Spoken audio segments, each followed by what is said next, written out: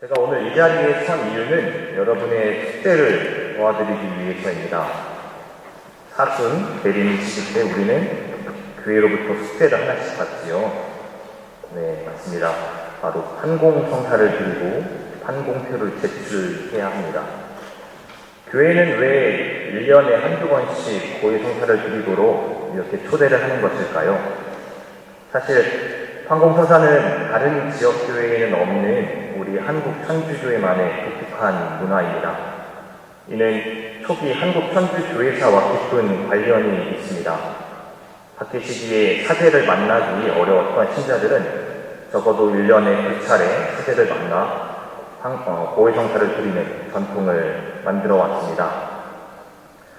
이 박해 시기에 신자들을 자유롭게 만날 수 없었던 사제들은 판공성사를 주기 전에 신자들의 신앙 생활을 면담과 가정 방문을 통해 자세하게 살폈습니다.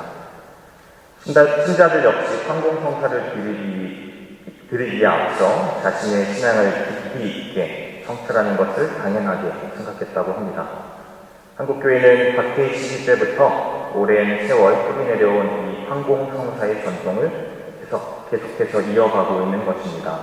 그래서 판공성사는 신자분들을 귀찮게 만들기 위함이 아니라 적어도 1년에 2번 정도는 자신의 신앙을 깊게 성찰할 수 있도록 하는 한국교회의 초대이자 배려라고 생각해 주시면 좋겠습니다. 사실 판공성사가 아니면 고해성사를 잘 드리지 않게 되지요. 물론 대부분의 우리 오클랜드 성당 신자분들은 정기적으로 고해성사 드리고 신앙생활 잘 하고 계신 것으로 알고 있습니다만 부끄럽지만 고백을 하자면 예전에 제가 이렇게 고해성사를 참으로 어려워했습니다. 예수에 입회하기 전에 그렇게 열심한 신자가 아니었을 때 1년에 한두 번 판공성사 이 기간대에만 고해성사를 드렸고 그것조차도 굉장히 부담스러웠던 기억이 있습니다. 고해성사는 참으로 은혜롭고 축복인 성사입니다. 교회가 신자들에게 드리는 선물과도 같은 성사입니다. 그런데 우리는 왜 이를 숙제로 받아들이고 부담스러워하게 되었을까요?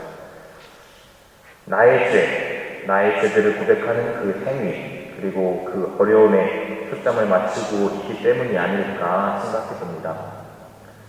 작년 이맘때에 안진인 신부님의 초대로 교종이사 강론 시간에 기도에 대한 강의를 4차례 진행했었습니다. 그리고 그 마지막 시간에 제가 의식성찰에 대해서 안내를 해드렸습니다. 양심성찰이라고도 부르는 이 의식성찰은 이냐시오 성인께서 굉장히 강조하셨던 기도이기도 합니다. 그런데 고해성사를 대하는 것과 마찬가지로 이 의식성찰을 많은 분들이 참으로 어려워합니다. 나의 지난 하루 혹은 한나절을 성찰하면서 내가 잘못한 일에만 초점을 맞추면서 반성하려고 하기 때문입니다. 그러나 의식성찰은 결코 그런 것이 아닙니다. 의식성찰은 먼저 감사한 일에 초점을 맞추고 하느님의 시선으로 지난 나의 시간을 돌아보는 행위입니다. 우리를 너무나도 사랑하시는 하느님의 마음으로 지난 시간을 바라보고 어느 순간에 내가 하느님과 가까이 있었는지 혹은 멀어져 있었는지 그것을 바로 성찰하는 것입니다. 다시 한번 강조드리지만 이 과정에서 우리의 시선의 중심은 내가 아니라 바로 하느님이 되어야 합니다. 고해성사 역시 마찬가지입니다. 나의 죄들의 목록, 그 무거움에 짓눌려 있기보다는 죄에서 우리를 자유롭게 해주기를 바라고 간절하게 원하시는 하느님을 먼저 바라봤으면 좋겠습니다. 하느님 아버지께서는 자비로우신 분이십니다. 자비를 히브리어로 레헴이라고 합니다. 바로 자궁이라는 뜻입니다. 이는 하느님의 자비는 어머니의 자궁과 같다라는 것을 의미합니다. 여인이 제 젖먹이를 잊을 수 있느냐? 제 몸에서 난 아기를 가엾이 여기지 않을 수 있느냐? 설령 여인들이 잊는다 하더라도 나는 너를 잊지 않는다. 이사야서 49장의 이 말씀처럼 하느님은 결코 우리를 잊지 않으십니다. 늘 곁에 계시면서 우리를 돌보시고 연민하는 자비로운 분이십니다. 제가 한국에서 한 예수회원에게 영적 지도를 받을 때 굉장히 인상적으로 들었던 하느님에 관한 이야기가 있습니다. 하느님께서 용서해 주지 못할 죄는 없다. 우리가 인간적인 관점에서 바라보면 이를 의심할 수도 있겠지만 하느님은 우리가 생각하는 그것을 훨씬 더 뛰어넘는 그러한 무한하신 분이십니다. 프란치스코 교황님께서도 이와 비슷한 말씀을 하셨습니다. 2015년 자비의 특별 hin년 특집 자비의 얼굴에서는 다음과 같은 표현이 나옵니다. 자비는 하느님과 사람을 이어주는 길이 되어 우리가 죄인임에도 영원히 사랑받으리라는 것을 희망을 함께 해줍니다. 또 이런 표현도 있습니다. 주님의 자비는 언제나 어떠한 죄보다 더 크므로 그 누구도 용서하시는 하느님의 사랑을 막을 수는 없습니다. 너무나도 아름다운 우리에게 위로를 주고 희망이 되는 그러한 말씀입니다. 무한히 자비로우신 하느님 아버지를 먼저 바라보시고 그 사랑을 충분하게 느끼셨다면 그 다음으로 생각해야 할 부분이 바로 우리의 마음가짐, 태도입니다. 무한한 사랑을 받은 사람들이 가져야 할 마땅한 태도, 바로 통회입니다. 죄는 자비로우신 하느님과 나와의 관계를 깨뜨리고 교회와 나와의 관계를 또한 깨뜨립니다. 그래서 우리는 죄를 지었을 때 이 사실을 뉘우치면서 내가 하느님의 마음을 아프게 했다고 인정해야 합니다. 하느님의 자비하심을 느끼셨다면 이는 지극히 너무나도 당연한 일이 될 것입니다. 그분이 용서하신다는 그 사실을 아는 것만으로는 충분하지 않습니다. 우리는 그 용서를 받을 수 있도록 스스로 노력해야 합니다. 그래서 우리는 참회의 성사, 고의 성사를 교회 안에서 완덕을 향해 나아가는 하나의 방식이라고 표현합니다. 통회는 내가 하느님과 교회 공동체와 화해하고자 하는 의지의 결과입니다. 하느님은 우리가 어떤 죄를 짓더라도 용서해 주시는 자비로우신 분이십니다. 그렇다면 그런 하느님 앞에서 그 잘못을 어떻게 바로잡으려고 노력하고 있습니까? 고해 성사는 고해소에서뿐만 아니라 그 고해소에 오기 전부터 이미 시작되었다라고 말합니다.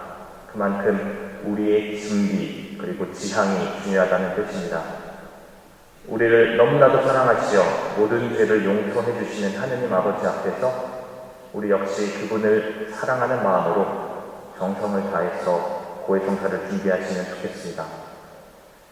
마지막으로 고해자, 참회자의 역할에 대해서 말씀드리고 싶습니다. 우리가 고해 성사를 이야기할 때 고해사제의 역할의 중요성을 많이들 강조합니다. 물론입니다. 제가 지난 학기에 고해 성사 수업을 들을 때 교수님께서는 가장 이 부분을 강조하셨습니다. 바로 고해사제는 하느님 아버지의 자비를 보여주는 진정한 표징이 되어야 한다는 것입니다. 루카복음에 돌아온 탕자 이유 다들 아시지요? 그 비유에서 아버지는 자신이 물려준 재산을 모두 탕진하고 돌아온 둘째 아들을 따뜻하게 맞아드립니다.